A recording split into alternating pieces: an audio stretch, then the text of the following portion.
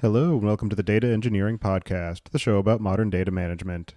When you're ready to build your next pipeline or want to test out the projects you hear about on the show, you'll need somewhere to deploy them. So check out Linode. With 200 gigabit private networking, scalable shared block storage, and a 40 gigabit public network, you've got everything you need to run a fast, reliable, and bulletproof data platform.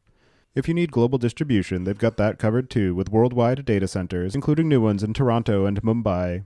Go to dataengineeringpodcast.com/Linode today to get a $20 credit and launch a new server in under a minute. And go to dataengineeringpodcast.com to subscribe to the show, sign up for the mailing list, read the show notes, and get in touch. And don't forget to go to dataengineeringpodcast.com/chat to join the community and keep the conversation going. Your host is Tobias Macy, and today I'm interviewing Kevin Dewalt about his experiences at Prolego, building machine learning projects for Fortune 500 companies. So, Kevin, could you start by introducing yourself? Well, thanks a lot, Tobias. And first, let me just thank you for being on the show. You've got a great podcast here. Our team is subscribers and we're fans, and it's really an honor to be here with you today. So thank you. I'm Kevin Dewalt, co-founder of Prolego. We are a boutique consulting company which helps large organizations achieve business goals with AI and machine learning through three practices. We do training, strategy, and then the one we'll spend most of our time talking on today, which is model development and deployment. And do you remember how you first got involved in the area of data management? Yeah, I've been in tech for a couple of decades now as, sort of as engineer, startup founder, and an investor, both angel and venture capitalist. One way or another, I've been doing this for, close to 30 years now. A couple of maybe career items of note that are relevant to what I do today. In the mid-1990s, I was a graduate student at Stanford, and I did my work in neural networks under Dr. Bernard Widrow. And at the time, I was a young graduate student. I thought, wow, this is great. Machines that think. I'm going to solve all these amazing problems. Of course, about 3 weeks into the coursework, I realized it was in the middle of the AI winter, and all the exciting things that I wanted to do weren't possible. So now, 24 years later, I finally get to apply my graduate degree and actually do real work with neural networks and machine learning. A couple other relevant career experiences. I ran the machine learning infrastructure at FINRA, which is the U.S. regulator for the NASDAQ stock market, and I was on the original deal team for the first investment by the U.S. intelligence community into Palantir. So one way or another, most of my career, I've been involved in data management in some form or another. And so for the benefit of software engineers and team leaders and heads of organization who are new to the concept of machine learning and artificial intelligence, can you give a bit of an overview as to what machine learning is, why it's relevant to them, and maybe give a bit of differentiation or clarification as to the differences between machine learning and artificial intelligence, at least as far as we'll use them within this conversation? Yeah, great question. One of the challenges we run into is people use these terms so differently. You kind of have to check with your audience before you start having a conversation about them. So here's how we use these terms with our clients. AI for us just means intelligent software. So it's about as specific as using the term the internet, right? You can't start an internet project anymore, although I guess you could 20 years ago, but it just means thinking computers. And so I really think of AI as just a symbol that represents the era of the time that we're in. And it's a broad term for all kinds of technology. And sometimes that's really useful, right? If you're talking to a general audience, you want to be general about what you do. Machine learning is a more specific term and a more useful term, and it describes a different way of building software. We see people using the term machine learning when they mean something else. So I'm going to be very specific on my definition here by first explaining what machine learning isn't. So 99% of all software in the world is built by software engineers telling a computer explicitly what to do. And so software engineers are smart people, and they can read a spec or talk to a customer or look at a log file and generalize what needs to be done in instructions that tells a computer how to do something, right? And that's how most software is built. In machine learning is a different way of programming computers. Instead of having the software engineer explicitly tell a computer what to do, the engineer uses data to teach a model how to perform a specific task. So the engineering in machine learning involves picking the right model and organizing the data in such a way that you get a computer to do what it wants to do. For the purists out there, this is a technique this is supervised learning that I'm describing, which is overwhelmingly the type of machine learning that's put into production today. and the most relevant one for probably most of your audience. So when people use the term machine learning, it has an implication of a different way of building technology that requires a different way of working, different skill sets, and a different infrastructure. As far as why is it relevant? I mean, most engineering projects don't require machine learning. Regular old software development is great for solving most problems. Developers are smart people, and if you have a relatively straightforward technical challenge that doesn't vary a lot, then writing a simple heuristic is great. You don't need machine learning to implement the rule. If X is greater than 10 and less than 20, do Y, right? You're better off just writing some straightforward heuristics that generalize the world and get the computer to do what you want to do. Machine learning is becoming more and more popular because the world's getting more complex. And as we get more and more data, as we more and more rely on computers for making decisions, and as we increasingly demand accuracy and precision from what our computers do, machine learning becomes a better technique for getting computers to do what you want to do. And so generally that's the difference between the two. So at Prolego, your primary mission is focused on helping larger organizations get started with their first machine learning projects and help them establish the technical capacity to be able to build and maintain these projects on an ongoing basis. So can you describe how you identify potential clients and then execute on establishing a presence in the market that you're targeting?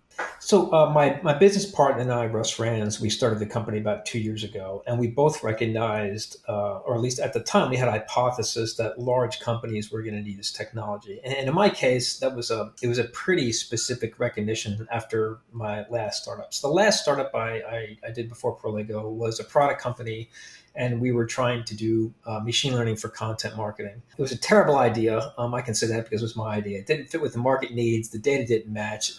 In many reasons, it just wasn't a good space at the time for machine learning. But as a result of that experience, I would go in and talk to executives at big companies. And the long and short of the conversation was, Kevin, we like you. You're great, but your product is crap. But since you're in our office, can you tell me about this AI stuff? And what we both started to realize was that neither of us had seen such a demand, concern, enthusiasm about a technology shift since the internet in 1995, 96. And for those in your audience who were in their careers when that was happening, the internet was met with the same amount of confusion and enthusiasm as you have today. I mean, people would literally ask me, what is the internet and where is it? And we can't imagine the world without the internet today, but there was a time when big companies were trying to figure out, what do we do about this? Where does it live in the organization? Where does it go? How can we make money with it? What does it cost?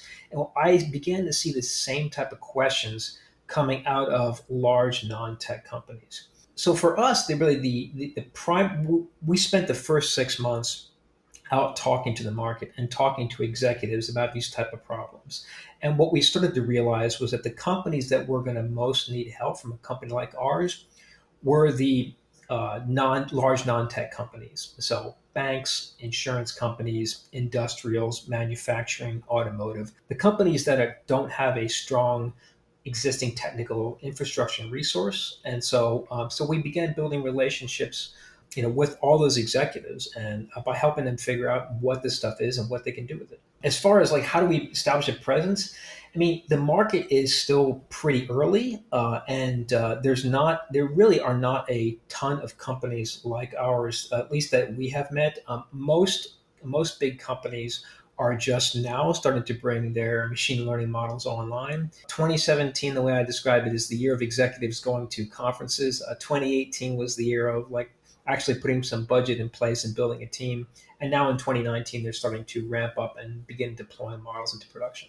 Yeah, and I recently went to the Strata conference last year, and I was struck by the fact that a lot of the presentations were focused on actual practical production uses for these different data-oriented technologies, whereas in the preceding years, a lot of the conversation I had had was more in terms of, let's just collect all of this data because eventually somebody will know what to do with it, and now it's much more focused on, we actually have a business case for collecting this data and performing these analyses on on it. And maybe we don't actually want all of that data that we've been collecting because of some of these new regulatory environments. Yeah, boy, a lot I could say about that, including all of the money and time wasted, building the data, building this massive amount of data, and then discovering that a lot of it either you can't use or that it's not as valuable as you were hoping it to be. But yeah, that's actually, we see that a lot. But yeah, you're right. Now it's a lot more focused. Companies are getting a lot more specific in what they want to do. And when you're speaking with your different clients and sales prospects, how much of your time and effort is spent on educating them about what machine learning and artificial intelligence are and the capabilities that they provide? I would say every step of what we do is education. So it really is the foundation of our entire business. And I think that part of that might just be that this is how Russ and I work, and this is our personalities. But typically in a typical sales process, it'll start with either a conversation or an executive will have read our book, and they're coming to us because they're trying to get started with this, or they're frustrated with the situation in their organization.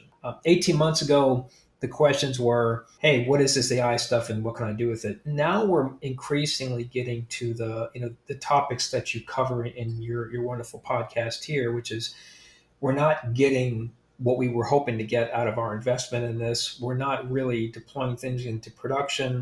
We've got a lot of infrastructure challenges. What can we do to overcome those? So the education part of it has shifted. It typically does still start with some sort of conversation. After that, we'll do a workshop or a webinar. Sometimes we'll come into a client site and just train them on the basics of some of the technology for a day. And after that, it's a strategy engagement typically, and then we go into the model development and deployment.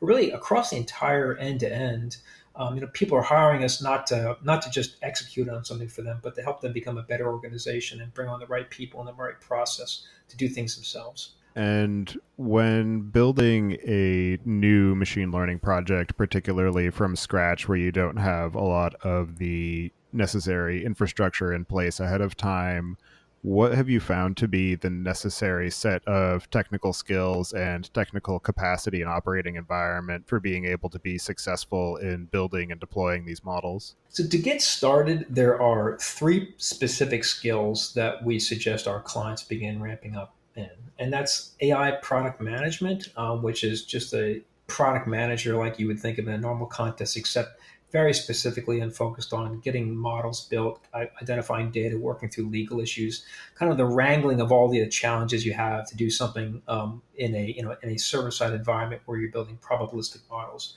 So that's one skill. Those people don't exist. It usually involves taking some smart product managers in your organization, maybe with statistics or an engineering background, and teaching them on the job how to do it. And the second skill, the one that most people talk about, is the data science side of things, the machine learning engineer, the people that really build the models. Those are the folks that go out and gather the data, work with Jupyter Notebooks, do the testing, the evaluation, put the models together, and try to hit some sort of benchmark. And the third skill, and the most misunderstood and the hardest to find, and the one you do such a great job of covering, is the data engineering. And that's the process of actually that the person is going to take the models and put them into production, ensure they're reliable, they're doing what you want, and you have the infrastructure to be able to scale and iterate on them. So those are the 3 kind of skills we look for in the beginning. It's rare that a client has all 3 of those ready to go. They typically have pockets of these skills that are deployed across their organization. So we're usually involved in helping them figure out how they can either reorganize to bring a team together to execute on one of these projects, or bring in people to fill the gaps necessary for areas where they need help. And as you were saying, it can be difficult to find a lot of these skill sets either internally or even as external candidates. So wondering if you can talk a bit about your experiences of identifying people who don't necessarily come with the prepackaged set of skills, but have the necessary background or enthusiasm to be able to train them effectively and bring them up to speed in being able to help build and manage these projects. Yeah, great question. I think one of the biggest mistakes we see is that a HR recruiter or a hiring manager wants to go and fill a data engineering position or a data science position. They go out and copy Google's job rec, right? And so what you end up doing is trying to compete with the same people that Google and Apple and Facebook are trying to compete for.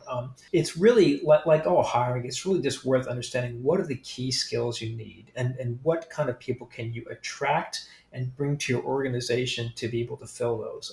So there are a lot of people that want to get into this industry and a lot of people who are learning on their own. And if you package the opportunity the right way, you can attract those people. So my first piece of advice for anybody out there who's hiring is to sell the job. I'm shocked by how little effort most companies put into selling the opportunity to prospective candidates. I know there's legal and HR reasons for this, but if you're putting together a new team that you're going to try to use to transform your business, tell people that. I don't know if Tobias, if you saw any of the GE commercials when they were trying to rebrand themselves as a software company. There were TV commercials they ran.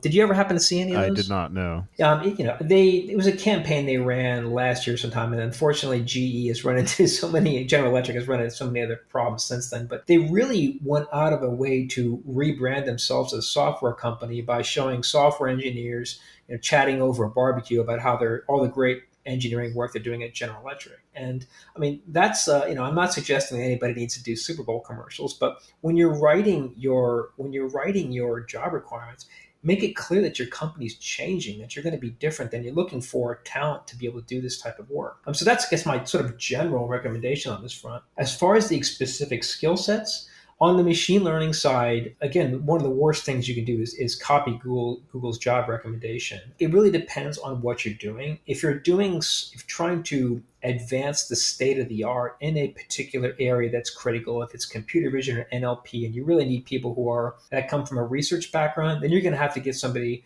with a PhD who's done primary research and built models. And there's a lot of people out there who have physics backgrounds and scientific and economic backgrounds that are really trying to get out of this.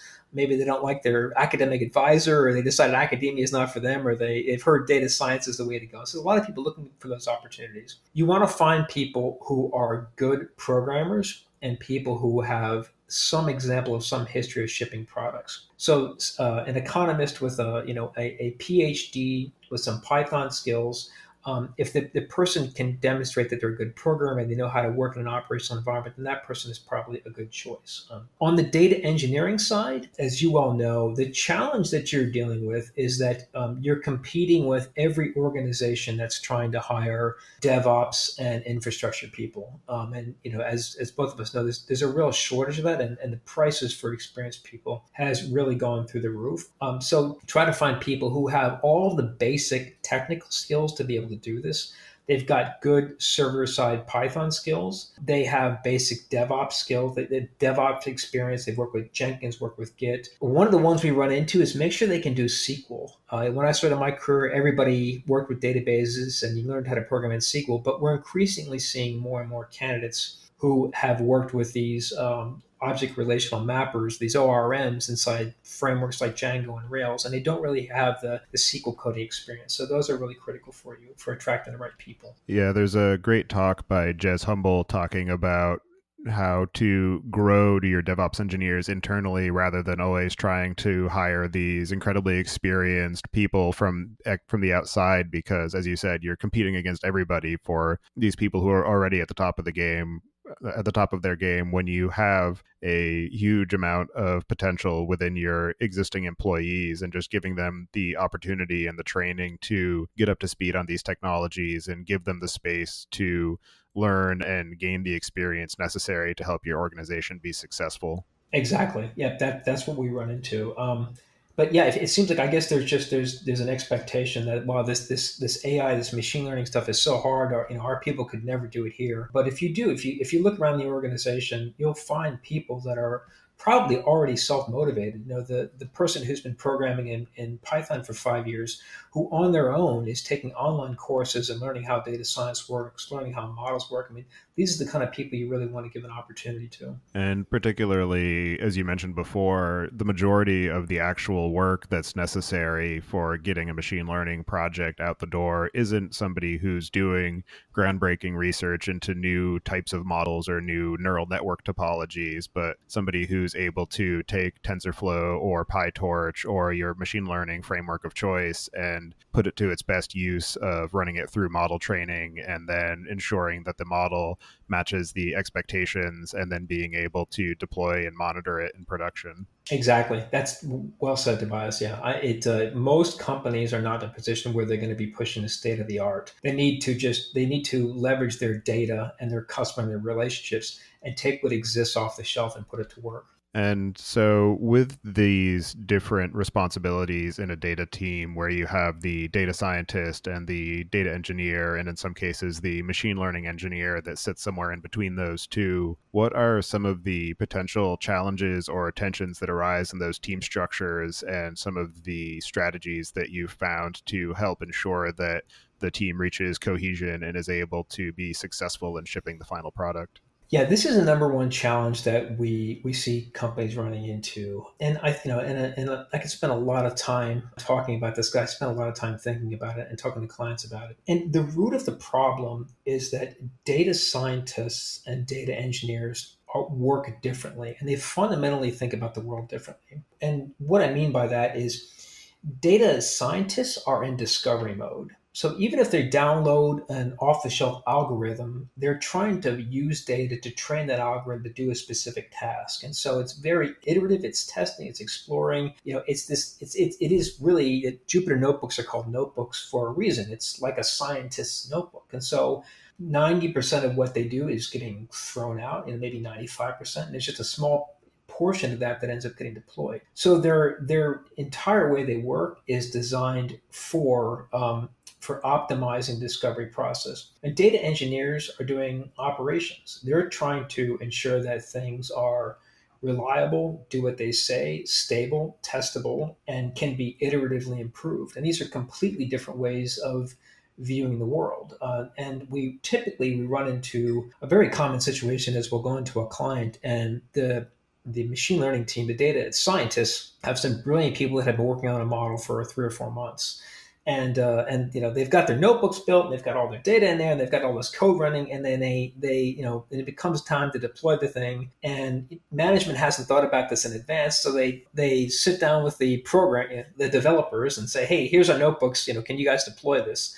And the programmers freak out, right? Because they look at this code and think, oh my God, I don't understand what this stuff is. They're not maintaining state between these styles. What is this notebooks? And that was my reaction the first time that I saw this. So as far as what can you do about it, I think first of all, just recognizing that people are coming at this from two different perspectives. They're not easily going to work together. And the process of taking notebooks and putting them into production is a complicated one. So as far as I can probably get into the actual development process a little bit later, because there's more I can talk about that. But as far as improving communication between the two, the more you can get your data scientists becoming better programmers, the more they can abstract things in their notebooks into classes and methods, the more they can organize their notebooks into a serial workflow that an engineer could easily translate into a production application, into a data pipeline, the better that communication is going to be.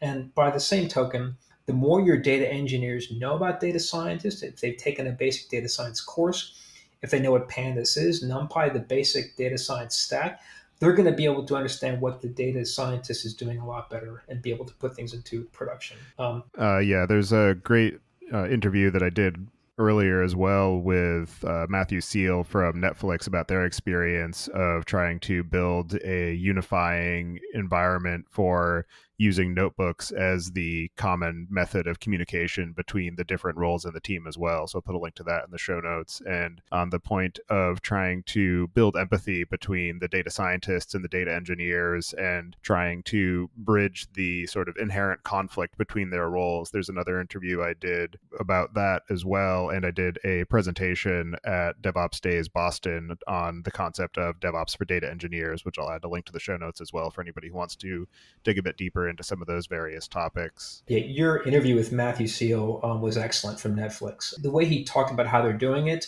really covered a lot of the major challenges we see with companies that want to put notebooks into production. And I listened to it at least twice and was taking notes and sort of very carefully tried to parse his words. But I would encourage caution to any companies out there that want to start by putting notebooks into production without really thinking about the infrastructure implications of what they're doing. For most of our clients, unless you're doing something that's relatively straightforward, notebooks into production is probably not where you want to start because you don't have Netflix's existing infrastructure that's able to handle this type of unstructured environment and code where you can't maintain a state. Just out of curiosity, have you seen any of Joel Gruss's work? He has a great presentation where that's called, and then we can put this in the show notes as well, but I Don't Like Notebooks. And he gave this presentation at the Jupyter conference. It was all of it, basically bashing notebooks for 45 minutes. Yeah, that was, I saw the slide deck. I didn't see the presentation yet, but it's something on the order of 130 slides that he zips through to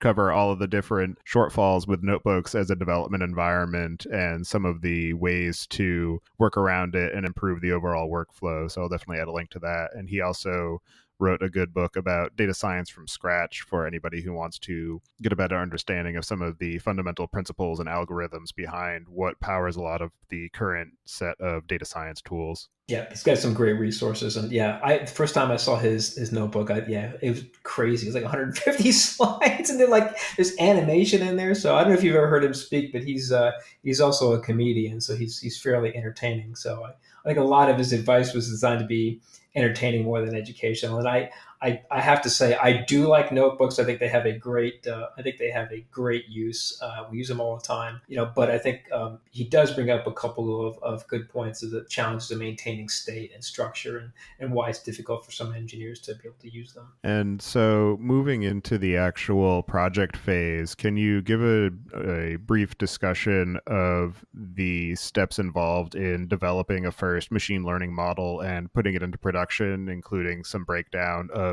where a lot of the time was spent at the various stages? Yeah, I can actually walk through a really specific project we did last year because we went to some ends to try to document the time we spent in different phases, and it was the first one for a company, so it's probably a good use case.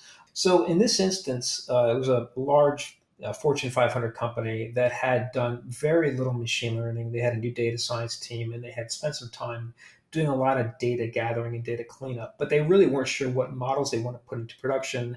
They had a bunch of ideas. And so we started working with them and helped them think about a couple of different initial models they could put into production. The one that they decided on was to predict how long a particular internal business process would take. Usually we find that, when you ask management, what do you want us to work on first? They come up with we'd like you to build an AI system that can, automate what these 5,000 people are doing. They aim for the stars, not realizing that they're asking for something that's going to take 10 years. And so part of our work is being able to educate them on making the choice of the right problem to solve. So one of the most frequent ones we suggest is actually predicting how long a business process will take. And the reason it's a good first choice is because technically it tends to be fairly straightforward. You tend to have plenty of training data. It's easily interpretable. You don't have to get into a debate about how long something is. Time is time, and it's usually in your database and it's a number of days. And usually you can rely on off-the-shelf models from scikit-learn or one of these stacks to be able to do the predictions. The benefit of doing something like this is a project like this is that you can almost immediately apply it into your operations because if you can predict how long a business process is going to take at the outset, then management or operations can intervene and try to improve things. And you get an opportunity to begin building out all of the infrastructure and process and team development you need to get your first models up and running. So our number one piece of advice when companies work on their first model is to get it up and running as fast as they can. And that's because often the biggest risks in these kind of projects are that nobody's going to use it or it doesn't really provide the business value you need. So in this particular instance, we got the first release up in 65 days. And this is a company that they just had some data. They had very little infrastructure. And then after the first release was done, we worked through 2-week release cycles over 5 releases that resulted in a 47% improvement in how the model works. And so I like to use this in examples when we're doing planning other projects because it's an example of how a big company can get things up and running without spending months and months and months training models or wrangling data or all of these things that you don't often need to do when you're trying to get off the ground for the first time. The biggest value in the entire process was actually putting a first thing into production. And that allowed the team to begin doing everything you need to do to machine learning. Help people understand what a probabilistic model is. Help them build their first data pipelines. Help them build their first set of metrics. Help them realize the need for data engineering and the shortcomings in the team that they had, and then the tools for putting models into production. So that was one example. And once the model is in production, I know that there are various metrics that are useful to track to ensure that you don't have issues with model drift and ensure that you have the standard set of operational metrics of system performance and memory and CPU usage, and particularly in the case of machine learning or deep learning networks, any GPU usage. So what have you found to be the most useful metrics to track and the most useful ways to track and analyze those metrics to make sure that the model is running effectively and signal when you need to potentially retrain the model to redeploy it? Yeah, we usually find that most of our clients are pretty good at tracking the infrastructure level metrics, knowing when they need to go up to a bigger GPU if they're doing deep learning or they're running out of memory. That stuff they usually have a pretty good handle on that. What we find is that people don't necessarily, or not, at least initially, not really ready to think about what probabilistic models do and what they need them to do. And so we start out by kind of walking through the example of, okay, what is your model going to do? And they pull in data and they make probabilistic predictions. And the challenge with this type of infrastructure is that it's not always obvious if there is a problem. So if your business is running a recommendation engine and it's making lousy recommendations, customers don't call you up. No one's ever called up Amazon and said, hey, you didn't recommend great products to me, right? They just don't buy. So you have to be able to have some infrastructure in place that tries to alert you to your biggest problems. And usually those are, is the data there? Or, are you getting all the data you need, or is it just suddenly just all is a pile of nulls in the database? Is it in the right format? Is it in the acceptable bounds that the models expect? Usually we find situations where clients are subscribing to some third-party API. Well, that company can release or change its API anytime. And if your models rely on that, you need some sort of validation check that ensures that it's within the bounds that the model expects. And usually you can get away with really simple stuff. So just run a standard deviation or variance and a mean on a certain set of the input data, and have some alert that goes off if it gets outside of those. That'll take care of 99% of your problems. And then on the other side of the model, on the output, making sure that your model's within some acceptable bounds. Are you getting, if you expect 5 recommendations, are you getting 5 recommendations? And finally, the one that is the one that I see missed the most time is actually ask if anybody's using it. Are people using your model? Are customers, of course, if you have a recommendation engines, are you improving your recommendation? But if you have a model that's producing something for an analyst or a sales team, go ask them, are they using it? How do, if so, how? I can't tell you the number of times I've seen companies put together a lead scoring or some other tool for their sales team, and you sit down with the sales team and say, hey, how's your lead scoring work? And they say, well, we don't use that, we still just call everybody, right? Well, it doesn't matter how good your model is if nobody's using it. But then beyond that, some of the metrics you measure, infrastructure, memory usage, CPU, GPU, we usually find that companies have a pretty good handle on those things. And as far as the actual deployable artifact, when you are releasing to production, what are some of the common ways that is built and managed, and the format that it actually takes for anybody who hasn't encountered that before? Yeah, I think I think people are surprised the first time they see an actual model because there's all this mystery around it. But usually in the model itself is just a file which gets loaded into an algorithm. The algorithm is typically a Python library or some sort of module that you build yourself that maybe wraps around it, or if you have your own custom code. So the model itself is fairly straightforward to deploy. And sometimes it's just running on some API that is set up to receive a JSON call. The complexity is everything around it. And so it's the process of ingesting data, of validating, of transforming it, of training the model, and then deploying itself. And that's really where the challenge comes in, and building that pipeline and that infrastructure. It's just a set of connected Python codes that run in a data pipeline, but that ends up being the harder part of deploying. We see there's basically three ways you can do this, and two of them I don't usually recommend. So, if you think about what you're doing in machine learning, you have a data scientist that's working in a notebook, and they create a model, and then they store the model as a file somewhere, and then at some point you got to deploy that.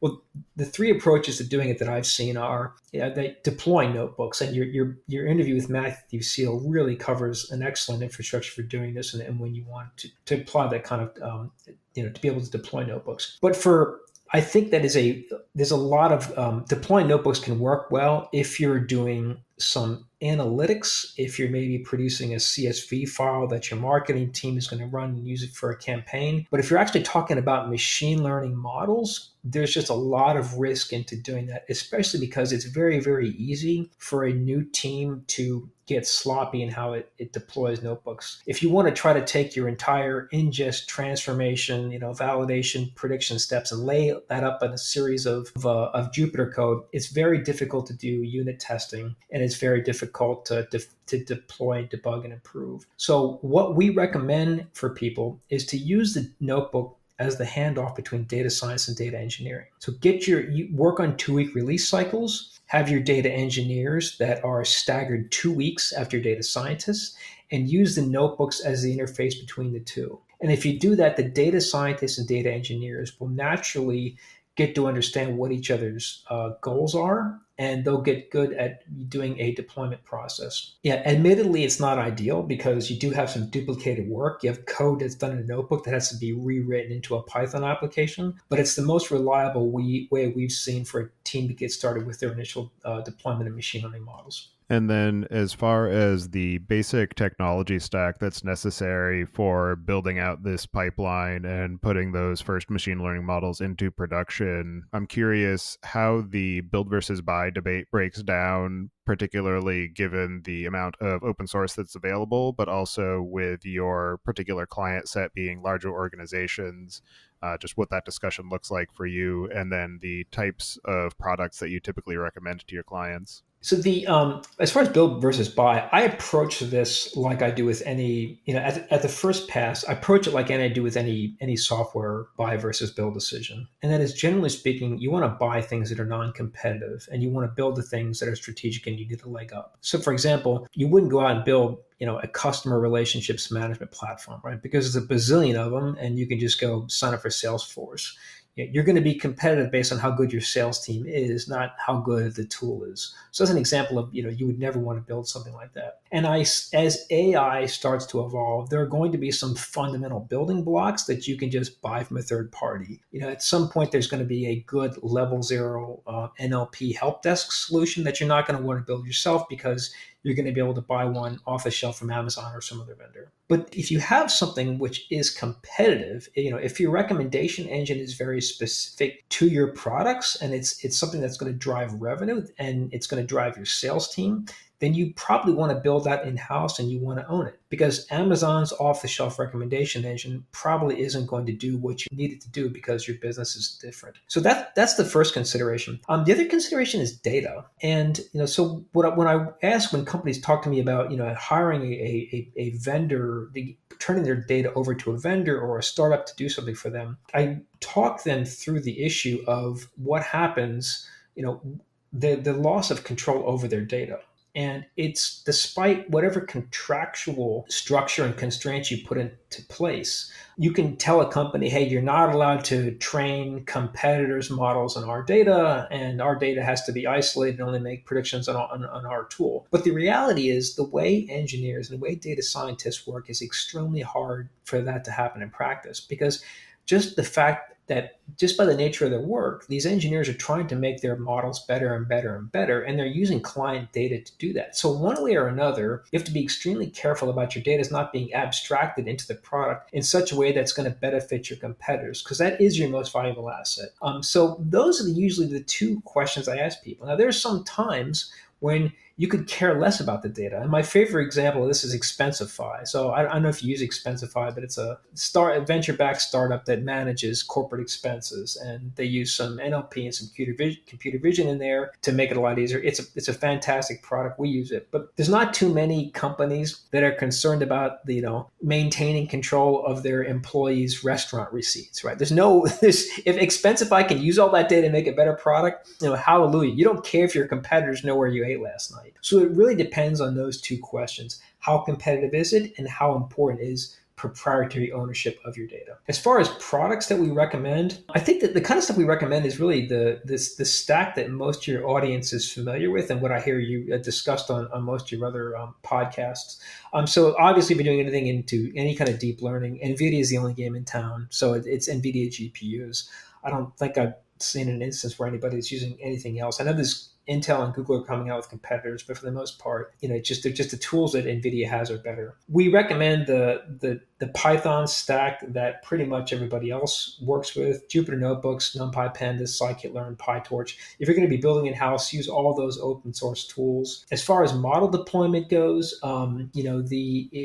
increasingly we see Airflow becoming the tool of choice. And if anybody wants to learn more about Airflow, I would highly suggest they listen to episode 43 of your podcast. Your interview with James Meikle on a new Airflow installation was excellent, and really covers a lot of the key issues that we run into in using Airflow. So those are the main tools. And after that, it's the typical DevOps stack: Git, Jenkins. And then when it comes down to monitoring, is either the tools on Amazon, or most companies have their existing production operations team that can monitor models for them. And in terms of deploying the models and managing them, what are some of the major risks that you would call out for anybody who is first exploring this space and wants to have a successful launch of their first product? So I think that our number one recommendation for avoiding product failure is get your model in production as fast as you can. So the biggest risks we see are people waiting too long. If your team is still gathering data and training the model, months after starting, it's really worthwhile stopping everybody and trying to make sure that you're on the same page and you're aligned with business goals. Most of the problems can be dealt with. You're only going to know when you deploy a model. So it's much better to deploy something today, even if you have it in a non-production format, that gets you 90% accuracy, rather than trying to spend 9 months getting 97% accuracy, because you're not really going to encounter the challenges until you go live.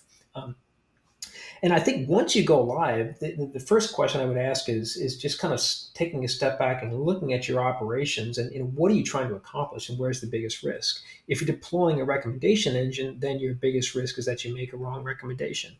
That's not catastrophic, right? I mean, it's not like, nobody's going to call and scream and yell because they got the wrong recommendation. They're just not going to, they're not going to buy. So it's a type of model that you can put into production quickly without a huge amount of production risk.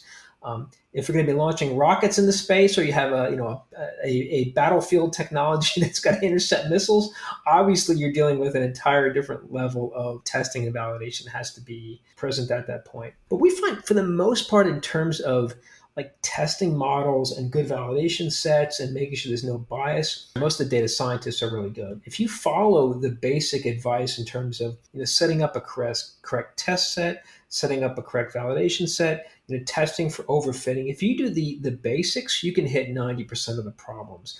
Where we see, where we run into challenges is when, teams are just, it's their first time and they're not really focused on putting together a good test set, and they introduce a model into production that's overfit. It just doesn't generalize well when they go into production, but we don't really run into that often. And for any software engineers or team leaders who want to break into machine learning as a career path, what are some of the data engineering and statistical skills that you would suggest they learn, and any advice that you have in terms of positioning themselves for the right opportunity, and maybe any useful references that you might suggest? It's a great question. In fact, I think if any software engineer, any server-side software engineer, feels like they're in a kind of a career rut, I would really highly encourage them to take a look at machine learning. And so, and by that I mean, go online and take a couple basic data science courses. You don't need to become an expert in being a data scientist, and you have to know how to use notebooks, how to use NumPy, how to use Pandas, how to build a model. Once you understand what overfitting is, what training data is, what epochs are, just understanding the basics is going to really help your career. If you want to do more, I would highly recommend Jeremy Howard's Fast AI course. It's the best out there, and his explanations. And if you can get through his course, it really will demonstrate your understanding of the fundamental building blocks of this technology. Beyond that, get good at your basic Python application development and DevOps stack. So the standard type of tools that you would work with in any large data infrastructure environment: AWS, Git, Jenkins. Building good Python code, learning how to build good test code, unit tests and integration tests. All those basic software skills are good. And then finally, if you can start playing around with Airflow, maybe find a notebook or a basic model you build in the data science course and turn it into an Airflow pipeline. That's something that not a lot of people are doing. But I guess more than anything, I would just go out and look for these opportunities. I mean, if you have, go to your manager and repeat this one very simple sentence: I want to help data scientists put models into production. Because not many people are explicitly saying that they want to do that. Everybody wants to become a data scientist. Nobody that's in machine learning wants to do all the plumbing. And if you actually can position yourself as somebody who's excited about that and is taking the opportunity to learn this valuable and hard skill, it's really going to position you for some great opportunities. And are there any other aspects of bringing machine learning into production, or the data engineer and data science career track, or anything along the lines of what you're doing at Prolego that we didn't discuss yet that you'd like to cover before we close out the show? Yeah, I would guess maybe the only other advice I would get is if you've spent a lot of your career, the past 10 years working with Django or Rails or one of these frameworks, take the time to bone up on your SQL skills. There's just so many instances where good SQL skills come into play when you're trying to pull data in, when you're building models, or when you're actually trying to put something into production. I'm surprised at how many junior to mid-level developers just have not had the opportunity to spend a lot of time doing SQL. So it's not everything is going to be an active record in Rails, and if you can get some good SQL skills, that'll really benefit you. All right. Well, thank you for all of that information. And for anybody who wants to get in touch with you, I'll have you add your preferred contact information to the show notes. And as the final question, I'd like to get your perspective on what you see as being the biggest gap in the tooling or technology that's available for data management today. I think it's the one we discussed previously. It's getting Jupyter notebooks into production. And so it's basically taking a notebook, something that a data scientist creates, and deploying it. There's really only three ways you can do it. One is that you don't use notebooks at all. You take the Joel Gruss approach. The second is you try to put notebooks into production, and then you're going to be dealing with putting together some more complicated infrastructure to manage that. And the third one is where you have some sort of handoff between the machine learning engineers and the data scientists and the data engineers. So I think that's the biggest challenge we see. And I think if anybody's looking for a good startup idea, that's one of the more interesting problems I think our industry needs. Well, thank you very much for all of your insight into the current state of the machine learning industry and the advice that you're providing. I'm sure that a number of listeners will find great value in that and possibly encourage a few people to change their career track. So thank you for that, and I hope you enjoy the rest of your day. Thanks a lot, Tobias. Appreciate it.